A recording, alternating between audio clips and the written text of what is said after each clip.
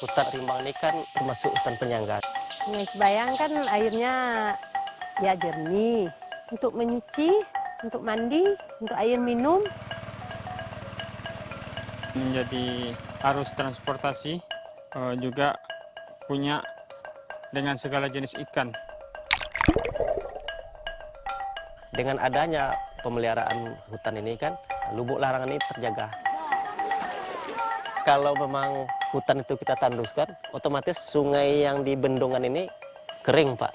Tak ada lagi yang bisa kita alirkan ke persawahan.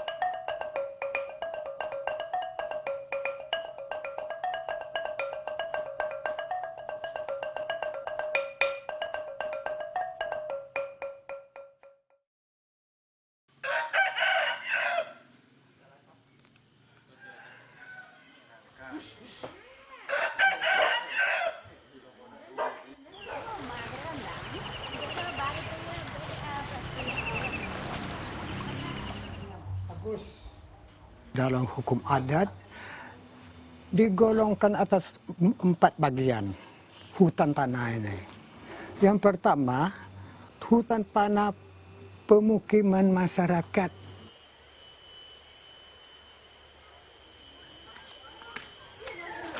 Yang kedua, perkebunan karet masyarakat. Yang ketiga, hutan tanah perladangan berpindah-pindah masyarakat, diambil dari tanah yang subur-subur di pinggir sungai-sungai yang berada di daerah ini. Yang keempatnya, hutan tanah dilindungi masyarakat, tidak boleh diganggu-gugat. Ini dirusak, tidak boleh. Dulu sangat baik hutannya. Setelah diadakan izin oleh pejabat-pejabat kepada bos balak-balak itu, nah beginilah, tandus akhirnya.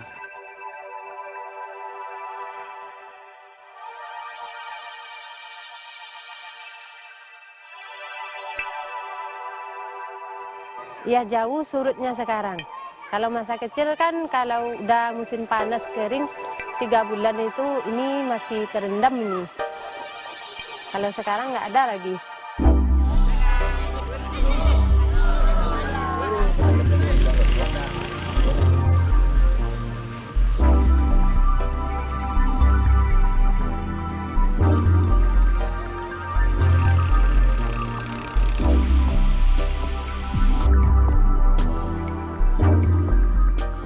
Sangat penting sungai kami ini ya. Jalan ya pergi ke desa ini cuman perahu, nggak ada yang lain lagi. Inilah yang dapat mengantarkan kami ke Gemah kan.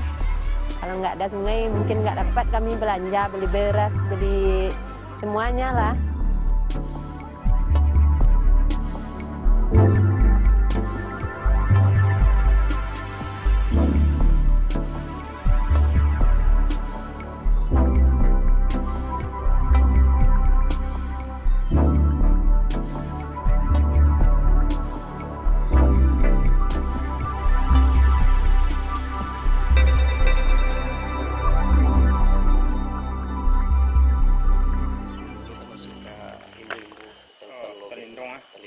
Waktu kita kecil-kecil itu kan masih hutan semuanya di sini kan.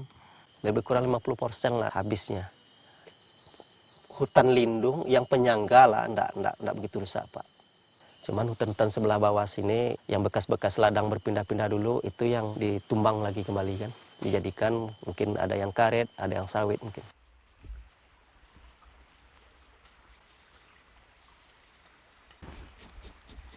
Tahun 1961 sampai tahun 1972. Saya perangkat desa waktu itu. Waktu itu tercatat karet dari sini sampai Pengkalan Serai itu 110 ton dalam 1 bulan. Kalau dulu sebenarnya karet ini tidak juga sebagai komoditi utama sebenarnya. Apalagi masa-masa sebelum tahun 1980 sekian, sebenarnya enggak juga menghasilkan terlalu besar dari karet sebenarnya. Cuman karena karet beberapa tahun yang lalu itu mengalami peningkatan harga yang luar biasa, sehingga menjadi primadona.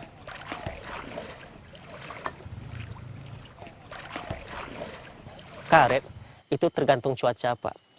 Kalau cuacanya terus-menerus hujan, itu hasilnya nol sama sekali, Pak. Nah, jadi sangat membutuhkan kemarau.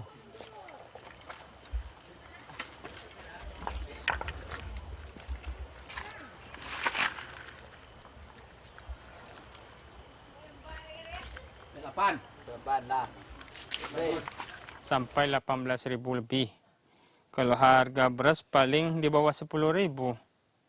Kalau sekarang berbalik kan, harga karet paling-paling 4 sampai 5.000, sementara harga beras sampai, kalau ke desa yang paling ulu sampai 15.000 lah per kilo. Tapi kalau dipikir-pikir nak mau payah lu pene. Iko la tiboy mak ngau tang ko. Ya. Bulu ko inda ngate sai. Yo tapat so manem pe ko joko asyang kalau lai di ko kan. Nah, itulah hasilnya, jauh ketinggalan itu. Ya, kalau ibu-ibunya sekarang banyak yang duduk aja di rumah selain motong kan. Ya murah nggak murahnya karet itu terpaksa lah ibu-ibu itu motong juga.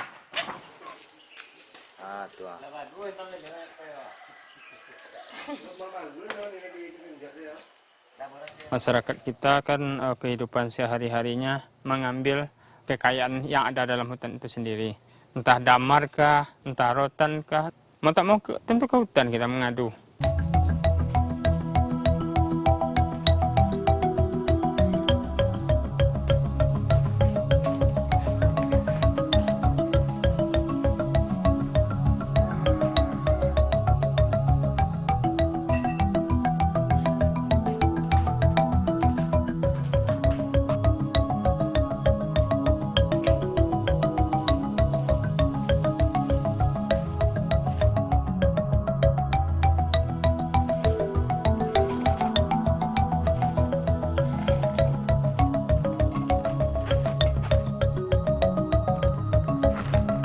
Sekarang banyak juga cari buah rotan ke dalam rimba sana kan.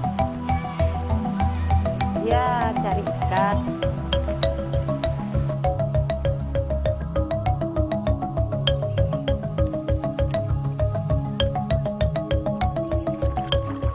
Mengalami kesukaran lah perekonomian masyarakat sekarang.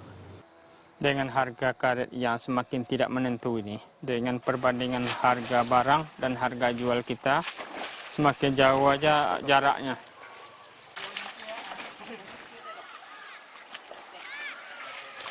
Itulah sangat menyedihkan lah bagi kehidupan masyarakat daerah ini. Karena warga tidak tanam padi lagi, mengharapkan semata-mata karet saja lagi yang diharapkan.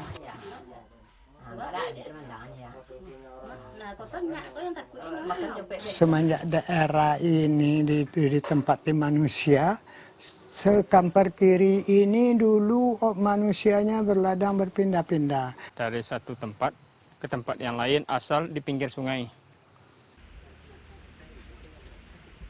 Dulu tebas tebang, bakar, tanam padi, jagung, sayur-sayuran. Kalau padi itu 6 bulan panen. Jarang sekali masyarakat di sini beli beras dulu tuh. Inilah lesungnya di sini, diinjak ini, naik itu. Dilepas ini, turun dia itu.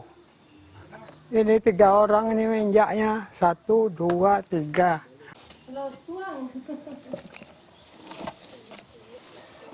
Ini lesungnya. Pada tahun 1949 itu, saya pernah bawa oleh ayah saya itu mengantar bantuan terhadap pejuang-pejuang kita itu padi, jagung, tebu, umbi-umbian tuh. Jadi yang diambil oleh masyarakat untuk makannya cukup di tahun ke tahun, selebihnya diserahkan ke pihak pemerintah, pembantu pejuang-pejuang. Kalau orang dulu itu dilihatnya caranya, kalau terlalu kemarau panjang terus-menerus tidak ada pembakaran. Nah, baru hujan dia sudah basah gambut di sekitar itu, baru diadakan pembakaran. Yang bekas ditanami padi, setiap tahunnya ditanam karet. Jadi lama-kelamaan area peladangan itu sendiri semakin menyempit.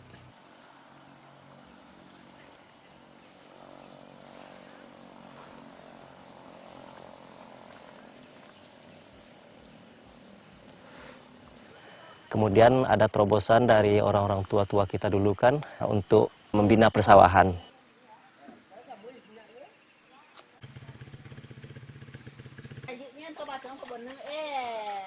Sepanjang 3 km lebih lah di sekeliling kampung ini itu tidak boleh dijadikan tanaman keras. Alasannya para nenek mama itu dulu ini adalah lahan cadangan untuk pertanian masyarakat. Memang jelek namanya ladang berpindah-pindah, tetapi karena huban dibatasi oleh hukum alamnya terpaksa begitu.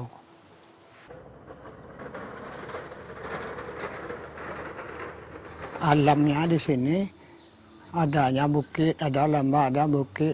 Itulah karena hukum alamnya. Tidak bisa bikin persawahan. Cabai 2 kilo. Beli banget tuh. Gua sapu tadi, siang aduh.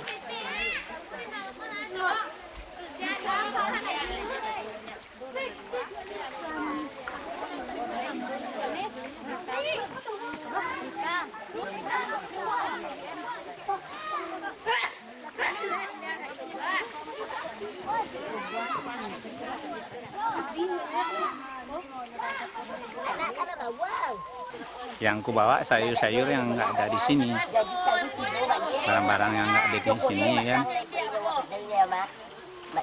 namanya macam beras, sayur-sayuran umpamanya bayam, sayur kangkung, yang nggak bisa ditanam di sini lah kan. Ala doa, dumato. Kayak boleh 36. Ya belanja semua, karena orang di sini nggak ada yang berkebun. Semuanya beli di pasar. Ya cuman adanya 2 kali seminggu. Kita buat dulu contoh. Kita kasih contoh yang bagus, biarlah masyarakat nanti berguru dengan contoh yang ada. Saya buat dampak taman seperti ini karena ada dorongan dan percontohan yang dibikin oleh kawan itu di Desa Gema. Setelah demplot di sana dikerjakan, saya melihat dan saya tertarik seperti itu. Dan saya ingin menerapkan di halaman rumah saya sendiri seperti itu. Kan kendala aku apa, Yos? Apa? Ayu, penyiraman payah kan? Ayu jauh-jauh lah. Kalau ayu gancak, kalau buah-buah ke sedok ya. Itu kan ayu apa mana? Ayah buat tak. Kalau banyak kebun sayur kok, belum mak tidak. Pemanfaatan pekarangan rumah ini setidaknya bisa mengurangi beban belanja untuk beli sayur mayur ke depannya.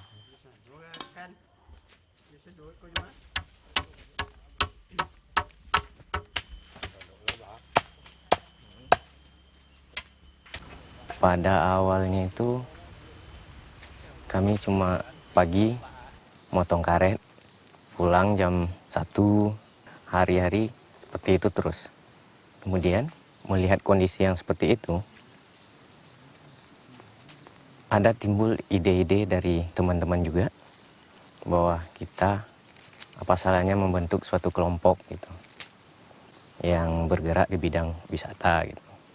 Pada waktu itu datang teman mau membagi ilmunya dan mensupport.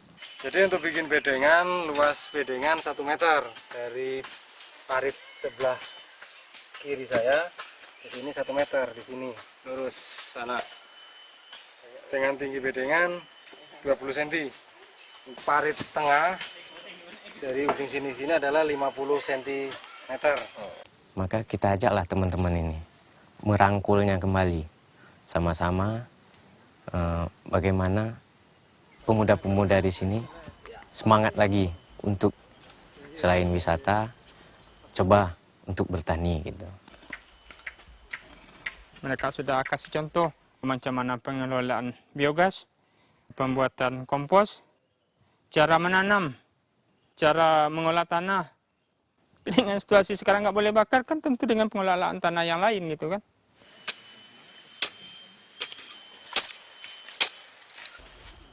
Untuk biogas itu kemarin sudah selesai, kemudian apinya sudah keluar dan sudah bisa dimanfaatkan oleh warga, walaupun cuma 2 rumah yang bisa memanfaatkan biogas tersebut.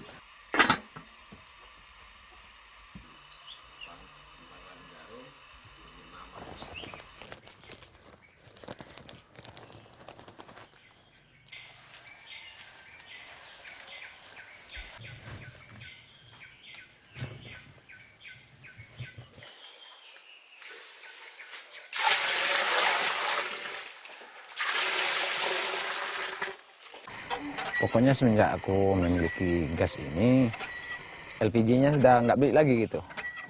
Nah, jadi sehingga kayu bakar pun kita tidak cari lagi. Udah ada apa namanya ini, biogas.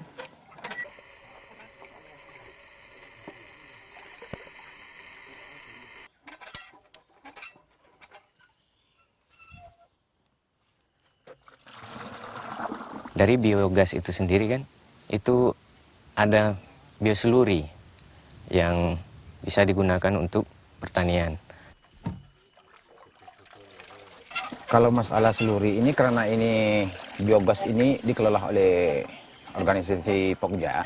Jadi kita nanti serahkan kepada Pokja dan juga kita itu kapan-kapan nanti membutuhkan untuk tanaman kita sendiri, pribadi saya pakai untuk pupuk tanaman.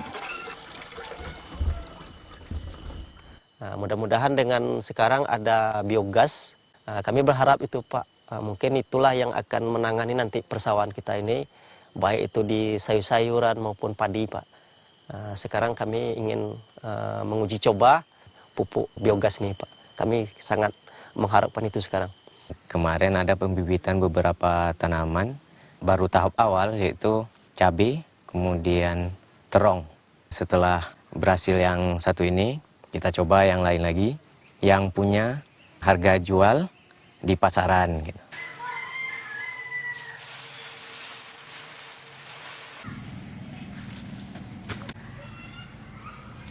Harapannya Demplot ini bisa menginspirasi masyarakat untuk kembali bertani sebagai penambah penghasilan selain dari memotong karet.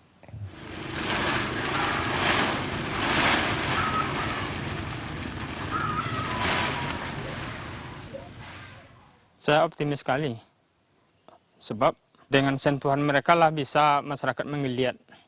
Petunjuk-petunjuk arah, perlu tidak? Perlu kan? Beruntung sekali sebenarnya kita dengan pembentukan forum masyarakat Batangan Subayan Sungai Bio kan, bisa mengkoordinir dan mengakomodasi segala yang sama-sama kita butuhkan dan sama-sama kita miliki. Tujuan kelompok ini sama-sama belajar bagaimana mengembangkan potensi-potensi. Banyak sebenarnya yang belum terkuak gitu. Masih banyak tempat-tempat yang indah menurut kami. Tentu kita coba dulu, kita lihatkan dulu. Bagus enggak ini? Bisa enggak kira-kira sebagai tempat untuk kita berekowisata?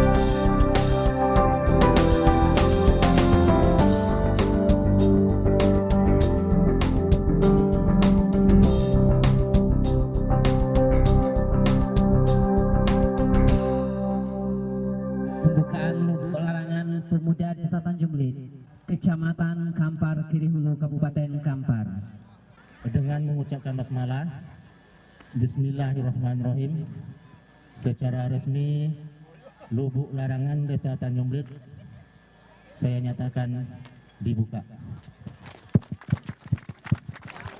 Mari kita saksikan campak pertama, yaitu oleh Datuk Madang, Datuk Majo dan Datuk Singo. Sepengetahuan saya itu mulai dari tahun 80-an, 83 udah terbentuk. Banyak warga yang mendaftarkan andil, baik di luar maupun di dalam. Di sini ada tuh beberapa orang datuk. Jadi sewaktu itu timbullah pemikiran dari datuk-datuk itu, kita bikinlah suatu lubuk larangan secara adat, dibatasi dengan aturan adat, dilaksanakan dengan secara adat. Masyarakat Desa Tanjung Blit tanpa terkecuali desa manapun nggak bisa mengambilkan lubuk larangan, sebab itu sudah ada keputusan di desa. Kecuali pas resmi dibuka oleh masyarakat. Bukan di Desa Tanjung Blit saja yang mengadakan seperti ini. Ini larangan pemuda Desa Tanjung Blit, sementara di desa ada lubuk larangan ini Mamak.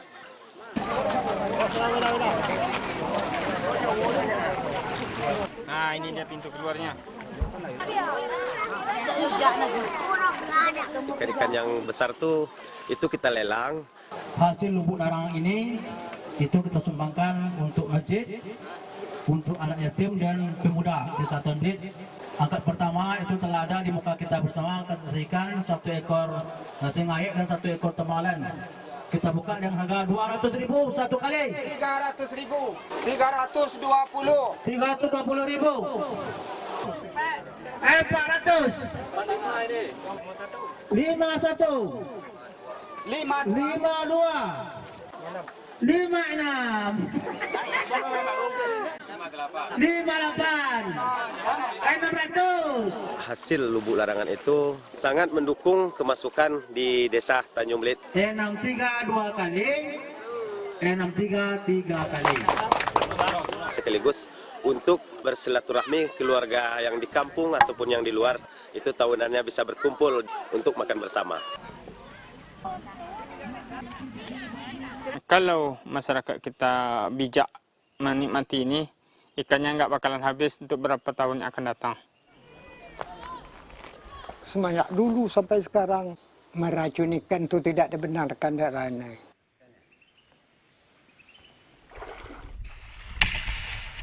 Semua masyarakat bisa nangkap ikan tuh. Sudah dapat 2 kali makan atau 3 kali makan cukup. Bukan dia ambil dengan berlebih-lebihan, tidak.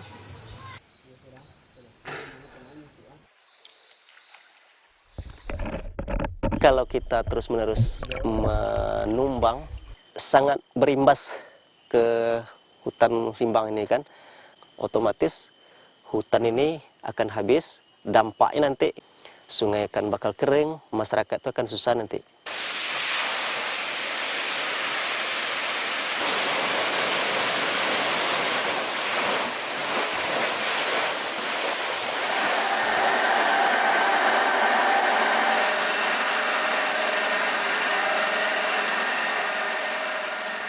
Jangan zalim dengan lingkungan yang ada.